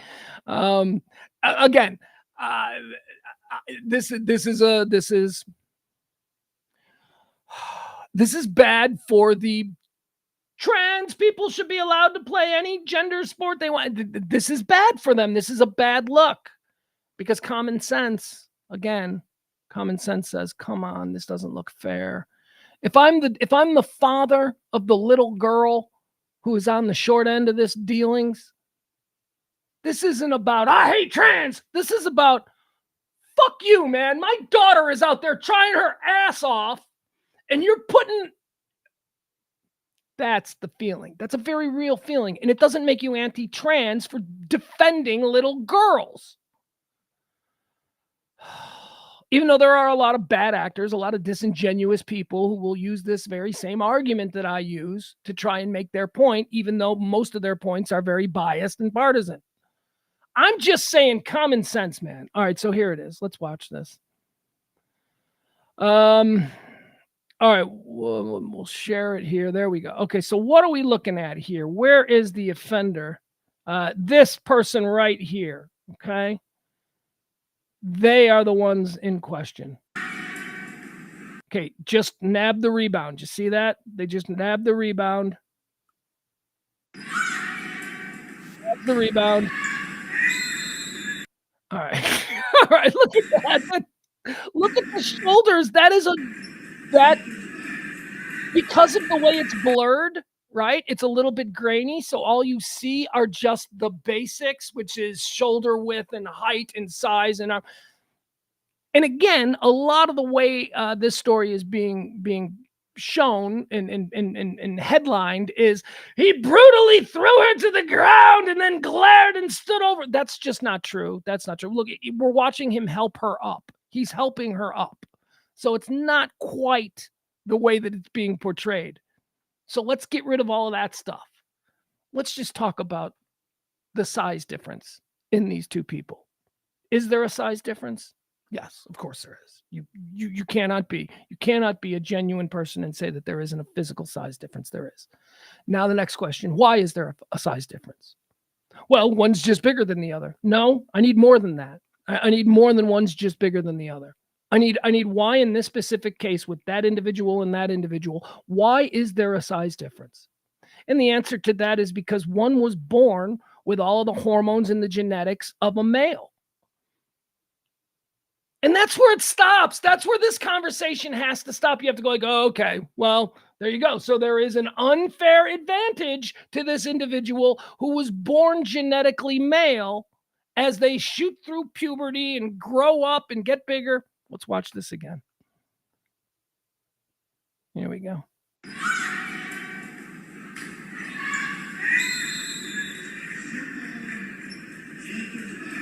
There you go, right there. Starting to help her up. He's hurt. He's injured. Look at this. This is the boy. This is a girl. Come on. What is wrong with you? You can be kind and loving and understanding and be tolerant of other people and their life choices, and you don't have to be a monster. But if you're looking at this and going, well, that should be allowed, you're wrong. You're just wrong, man. Look at that. Look at the size. Look at that. Oh my God. Here, that was girl. And then there's coach. This dude's over this individual. They're over 6 foot tall. So people are losing their mind about that. And rightfully so. I mean, come on. If my daughter is out there and she's got to guard that or she's got to post up against that, that's not fair. It's just not fair. Why are we so comfortable just throwing away in one giant swath all of the little girls who are getting dominated? We don't give a fuck about them. They're all just, well, they'll just have to get used to it because we're going to accommodate one person who obviously has a physical advantage. All right, moving on. Let's see here. What is the next story that we're going to get into? Let's do this one. Dreads in Texas. Did you see this? This is a story that's big here locally and nationally. There's a kid with dreadlocks who wants to be, I don't know, they're trying to kick him out of school. We got a thing in Texas. It's called the Crown Law. You know what the Crown Law is?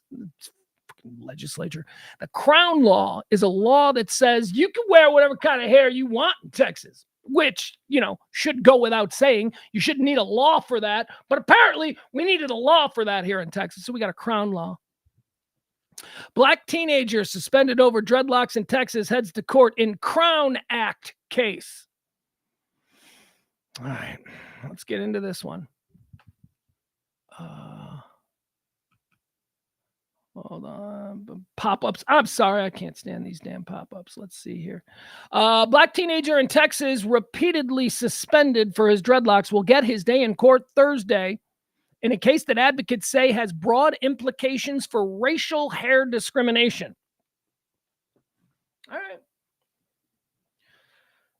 We got to parse racial discrimination to the point now where it's about hair. Okay, well, I guess this is real.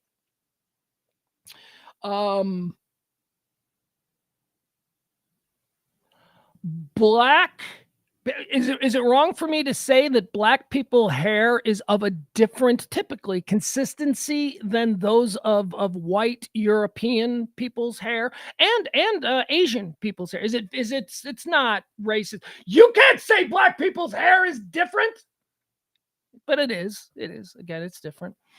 So, as I understand it, I'm a bald man. I shave my head.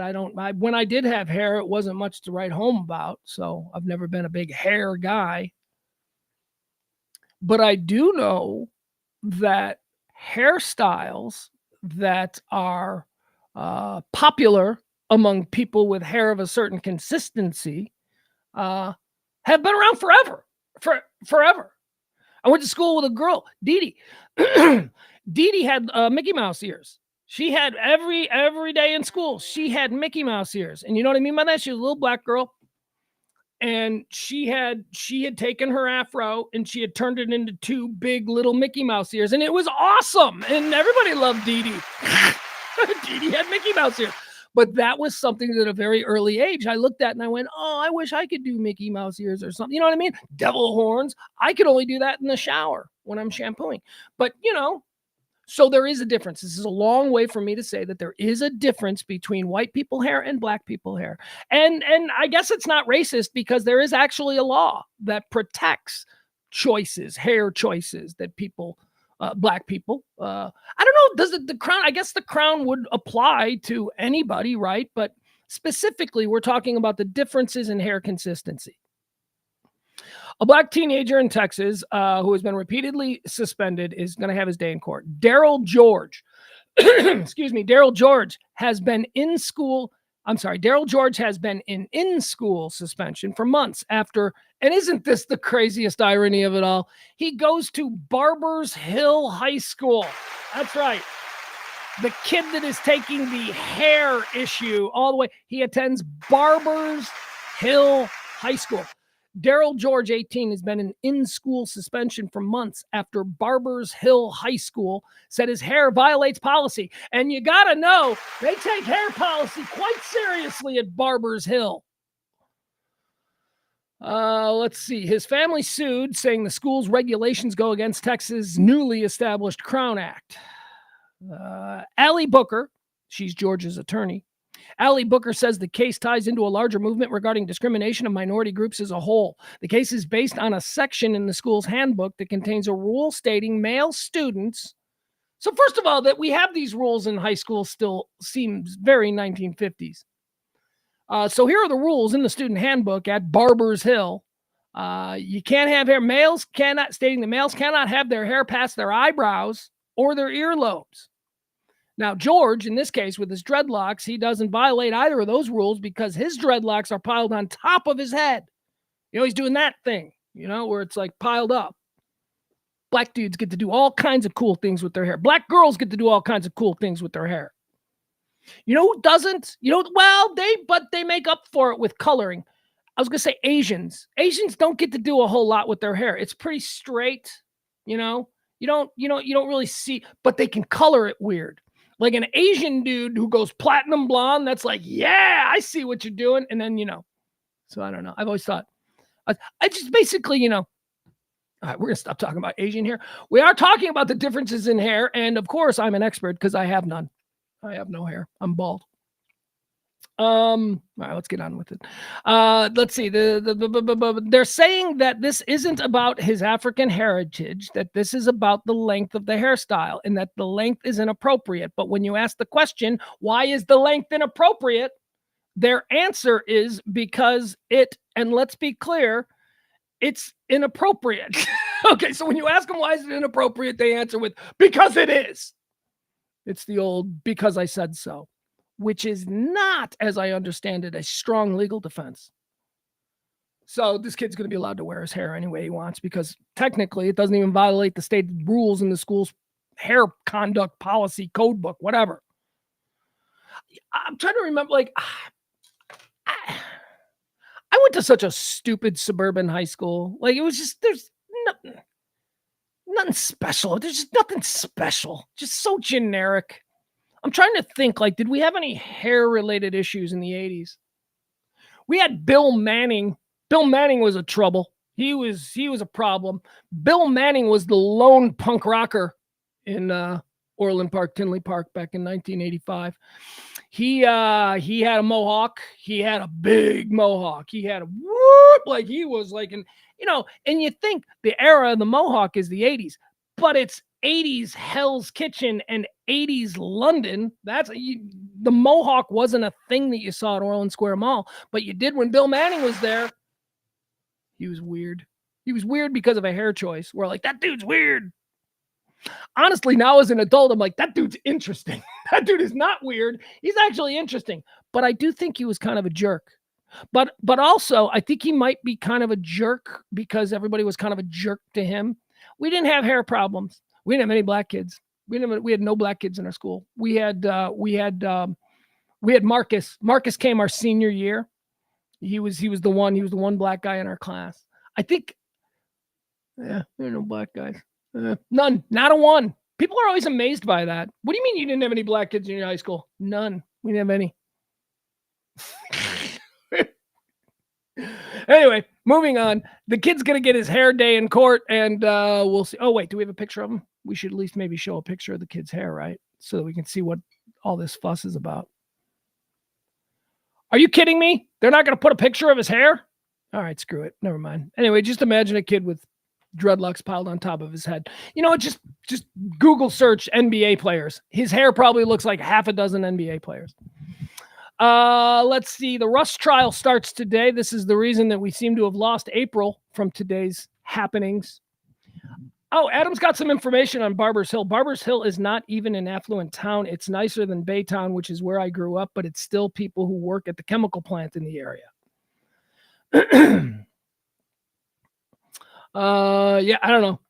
If that's your stomping ground, Adam, I don't know anything about Barbers Hill. I just think it's funny that Barbers Hill High School would be involved in a hair incident. All right, what else do we got? We want to talk about the Rust trial, the armorer, the girl who put the bullet in the gun or whatever, the girl who screwed up. I mean, come on. I was following this Rust trial. Rust is the Alec Baldwin movie where he killed the woman. And I say it like that, knowing full well he didn't kill a woman. You people are nuts. He's a murderer. He should be treated. Oh, shut up, you disingenuous partisan fool. He didn't murder anybody. It was obviously an accident. You think he went, I'm going to kill somebody today because you know what? I just love bad press. What the fuck? It was a terrible accident. Somebody fucked up. There was a problem.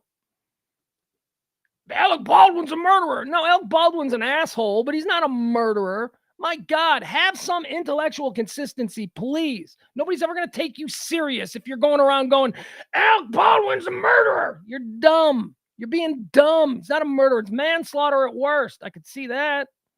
He's not a murderer. When you say murderer, you make it sound like, he's more than what he is, which is just an asshole, Hollywood, arrogant dick. Very talented, though. He's very talented. Jack Donaghy from 30 Rock is still one of the funniest goddamn characters in the history of TV.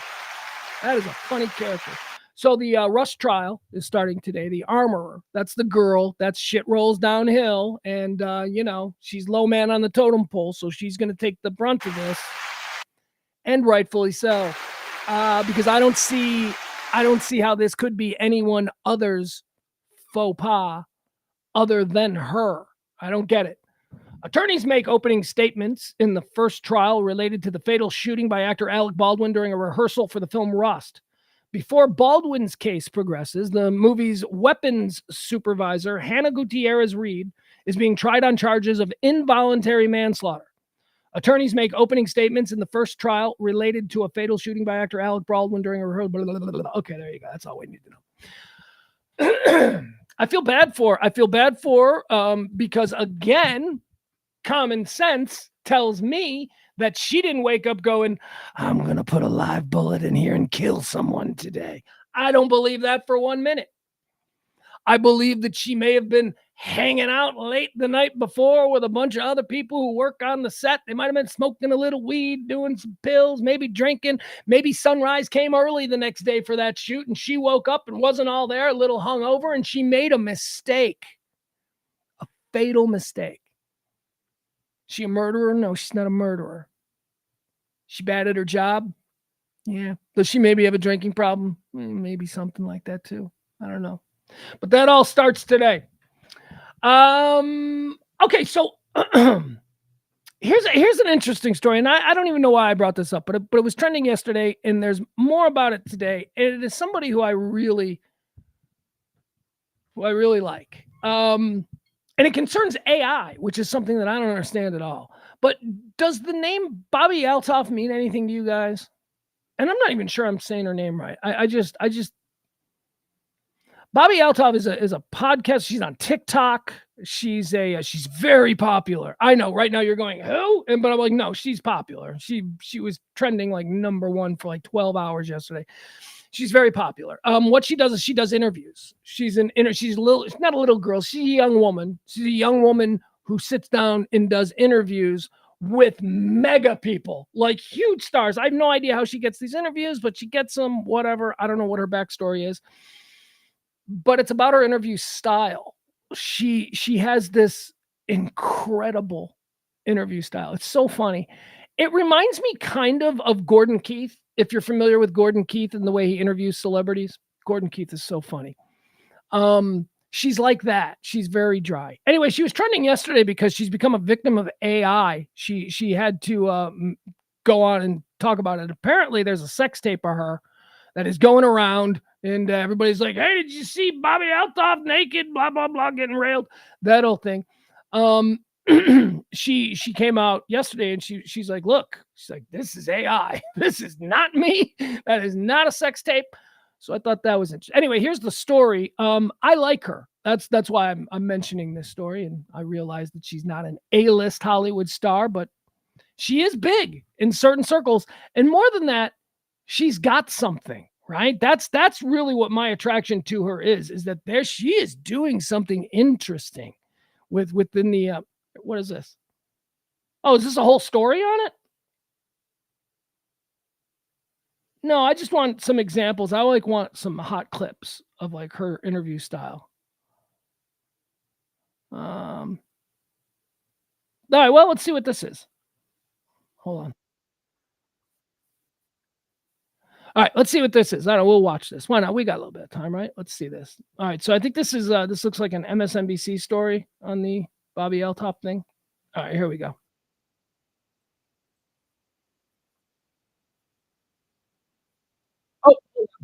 To emerge from TikTok. We are talking about none other night on the future of everything. We've got to address a massive AI deepfake controversy hitting the latest cultural icon to emerge from TikTok. We are talking about none other than podcaster Bobbi Althoff, who seems to have been the latest target of trolls taking her likeness and then using AI to generate X-rated images and then posting them out there for clout. And if you haven't heard of Bobbi and her really good podcast, just know she's kind of like the biggest interviewer around right now, grilling everyone from Mark Cuban to Drake to Wiz Khalifa. And every post she makes goes super viral. Welcome to the Really Good Podcast with your host, Bobbi Althoff. Today we have... Michael Cera. Why'd you smile when you said that? I'm happy. To be Michael Cera or just happy to be alive? I'll buy you new clothes. How are you going to buy me clothes if you don't have any money? You're going to give me $20,000 and then I'll have some money. Well, I don't wear nice clothes anyway, so it wouldn't take much. So what do you do for a living? My life is like literally revolves around my kid. I work for him. You work for him? Yeah.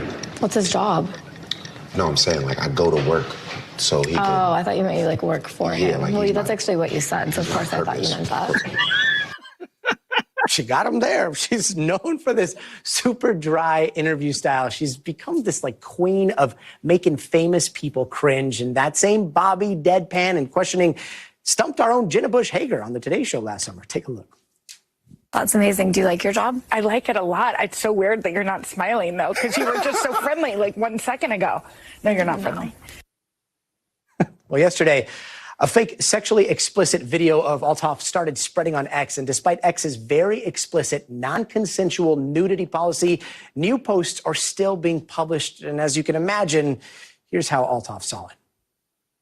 Guys, funny story. Yesterday, I went on X, Twitter, and I saw that I was trending. And I was like, oh my God, that's a first. I'm trending on Twitter. You guys must really love my podcast. Wow. So I clicked it, and I was like, what the fuck is this? And I didn't really I thought like it was a mistake or something, like that it was like bots or something. I didn't realize that it was actually people believing that that was me. Anyway, not me. Sorry to disappoint. Now, Anyway, she's very funny. She's very funny and she's very skilled. She knows she's being funny, but she never breaks. And she like where she said, anyway, I don't know. She will not, like, the things that people say just conveniently, like she will. It's hard to explain. Anyway, Bobby Altop. That's not her in the sex tape that's going around. She's very funny. She's a very talented interviewer.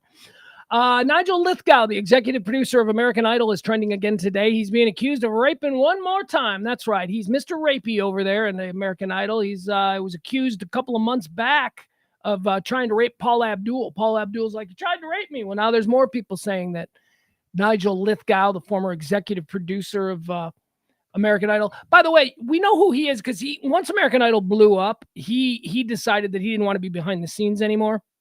So Nigel Lithgow just kind of like, all of a sudden you'd see like the pictures of Randy Jackson, Simon, and Paula. But then in the background, suddenly he's like, they're like, and I'm the executive producer. So he likes fame. He likes being famous. He's that guy. Nigel Lithgow faces another sexual assault suit. American Idol producer attacked a woman in a chauffeured car in 2016. The latest Jane Doe claims. American Idol producer Nigel Lithgow has been accused of sexual assault for the third time in less than 2 months. What should have been a quick 2-minute ride ended up being a 10 to 15-minute sexual assault and battery, in which the plaintiff was trapped in Lithgow's vehicle.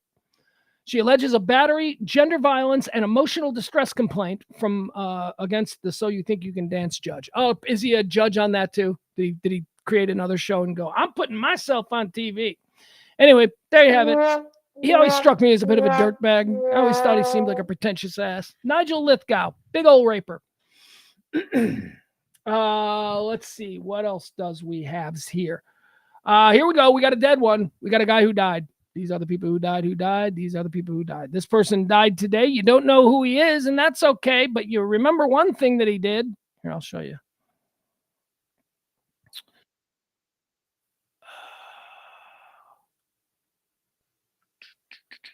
Ladies and gentlemen, dead at the age of, wait, how old is he? How old was he? Does it say?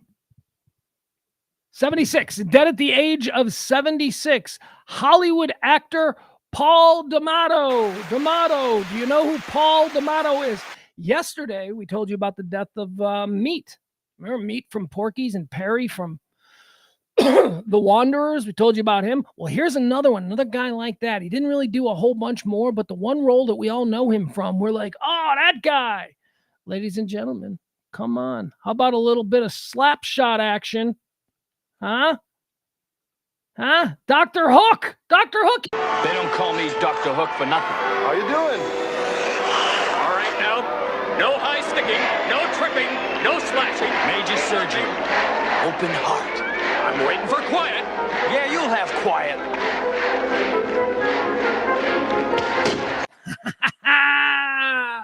Oh, man, it doesn't get much better than Slapshot. Slapshot, the first, actually second sports movie I watched with my son. I think my son and I watched Slapshot when he was about 9 years old, and he loved it because what's not the love? What's not the love about the Hanson brothers? What's not the love about that guy, Paul D'Amato, Tim Dr. Hook McCracken? What's not to love about an Oogie Oglethorpe? What's not to love about a Killer Carlson? Oh my God, that movie was so great. Paul D'Amato, who famously played Tim Dr. Hook McCracken in Slapshot. Also, here's something else. This is why he's important. Do you know he was the inspiration for Hugh Jackman's Wolverine? Mm-hmm. Hugh Jackman, when he created the look of Wolverine, he specifically went, I want to look like Tim Dr. Hook McCracken from Slapshot. And that's the look. That's the look that he got. Paul D'Amato, best known for playing Tim Dr. Hook McCracken in hockey comedy Slapshot, died following a diagnosis of progressive Parkinson's. Basically, he died of Parkinson's. Slapshot co-star Steve Carlson confirmed the news in a post on X. D'Amato's other notable credits, we don't care. Additionally, John Byrne, writer and artist of Marvel Comics X-Men in the 1970s and 80s, said that he based his look, the look for Wolverine, on D'Amato in Slapshot. All right, let's see. We just saw him in the video, but let's see what. Oh, hold on. We should do this with Bing. Bing always has better pictures.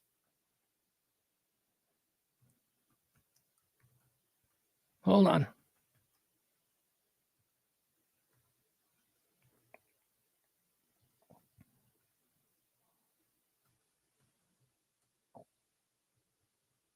All right, let's see what we got here. Boom, ba, ba, ba, ba, ba, ba. I don't know. I was hoping to find a picture of Wolverine and Dr. Hook side by side, but I guess we'll just have to go with Dr. Hook. All right, there he is. So this is said to be the look, the inspiration for Wolverine from the comics. It must be him as an older guy. Oh, he looks like an angry old. Yeah. Oh, carve you up. Look at him. Slapshot. I'm telling you, 70s movies. It's one of the greats. And I totally understand that, the reason that I think that 70s movies are great are simply because I was a child and they forged some sort of sentimental attachment, and I give them an undue level of priority when I'm thinking about great films. So there you have it. I know Slapshot's probably a dumb movie, although it's not, because a 9-year-old who was born in this era, he saw it and he thought it was really funny.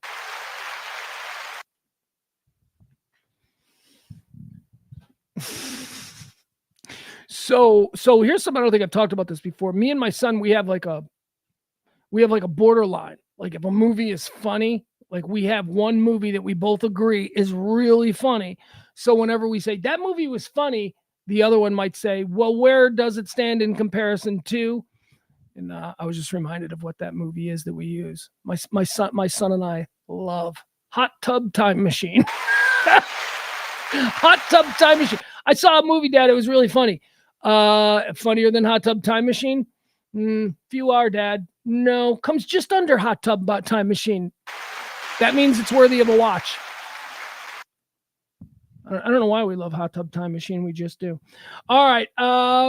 It's funny because it is funny. It's a very funny movie. And also Hot Tub Time Machine 2. Extremely funny. Lugal? Come on. Lou goes back in time and invents Google before Google can invent Google. So now Lou is Lugal. It's Lugal. Come on. That show's funny. What else do we have here? A new list for 2024 with adjusted numbers. These numbers are different because the Denver Broncos sold last year, and now everybody's worth is more. We've got the list of the 10 most valuable sports franchises. Are you ready? Now, here's what I don't know. It doesn't say if these are the 10 most valuable sports franchises in America, because they're all American teams. And is this the globe? Because I know that there are Premier Soccer League teams that are worth every bit as much. Man United is worth like as much as, and Chelsea too. They're worth like as much as the Yankees, but they're not on this list. So I think this might just be American sports teams. Hold on.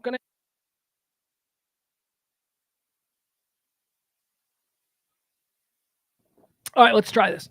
So here we go. As of 2024, these are the 10 most valuable sports franchises with their new adjusted worth.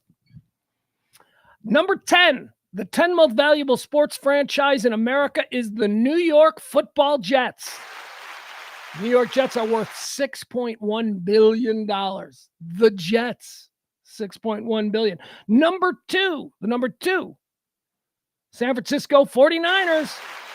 They're valued at $6.15 billion. $6.15 billion. Number 8, the New England Patriots.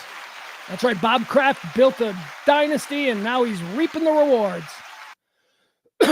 Let's see here. Number 7, the Los Angeles Rams. Los Angeles Rams are worth an estimated $6.94 billion. Los Angeles Rams. The New York Giants come in at number 6, the 6th most valuable sports franchise in America. These are all football. Number 6, New York Giants, with an estimated worth or value of $7.04 billion. We've crossed $7 billion. We're at number 6 on the list, and we've crossed $7 billion. Number 5, here we go. The number 5 most valuable sports franchise I don't know if it's on the planet or in America, but let's just say in America. The New York Yankees. $7.13 billion, the New York Yankees, coming in at number 5. Coming in at number 4, and the Lakers. Yeah, I figured the Lakers would be up here. Yankees, Lakers, another team I haven't mentioned yet. Number 4, the Los Angeles Lakers, $7.34 billion is what they're worth. Number 3, this is surprising, but not really when you consider the market that they reside in. Even knowing the market they reside in, I would not have placed them above the Lakers, but the New York Knicks are the 3rd most valuable sports franchise in America. The New York Knicks, $7.43 billion. Number 2, this is surprising. This is, I wouldn't be surprised to find them in the top 10, but number 2, the Golden State Warriors. Golden State Warriors coming at number 2, the 2nd most valuable sports franchise at $8.28 billion. And number 1, your Dallas Cowboys. The Dallas Football Cowboys, ladies and gentlemen, the number 1 most valuable sports franchise in all the lands. Or maybe just this land. I don't know. Number 1, the Dallas Cowboys, an estimated value of $9.2 billion.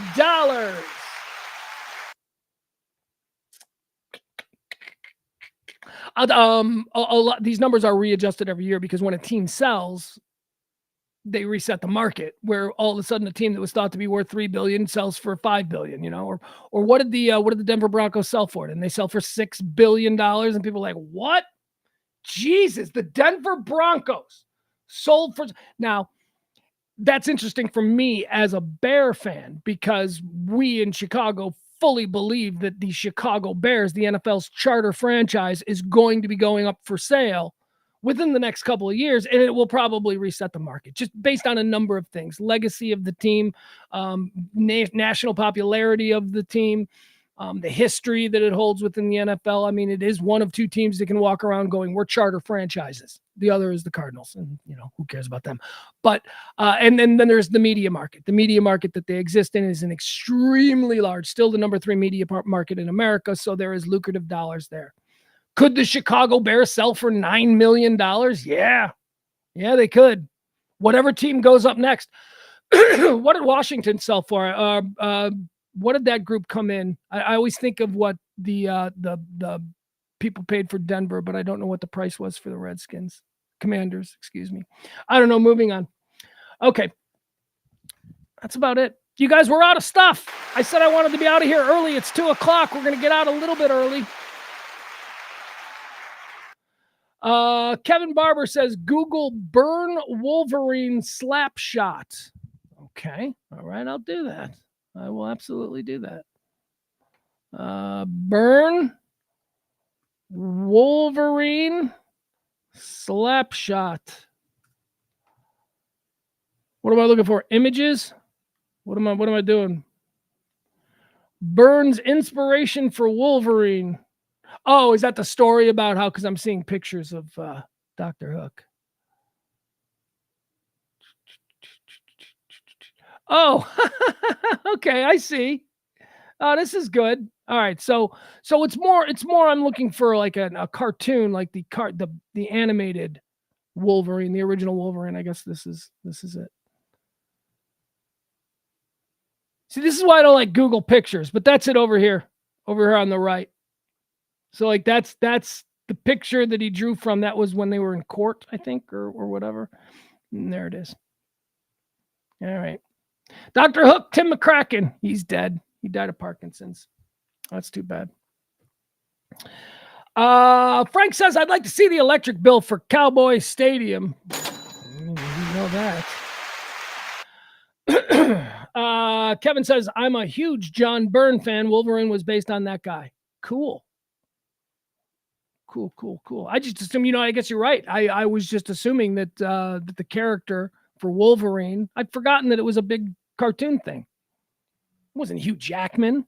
We got Mark in the chat room, Sam the mailman in the chat room, old friend, good dude, mercurial sort. Sam's got a lot of hot takes. Sam needs to be on a microphone again. Sam doesn't care about pissing people off, which is a much needed. Actually, no, that's not a much need. I was gonna say that's a much needed commodity these days, but yeah, maybe not. Maybe people like me and Sam ought to shut up. Okay, and on that, we're going to say goodbye. That's going to be today's show. We appreciate you. If you want to support the show, that'd be great. This show runs on your gratuities. If not, hey, man, I just brought it up. No pressure. Love you all. Gotta go. Bye-bye.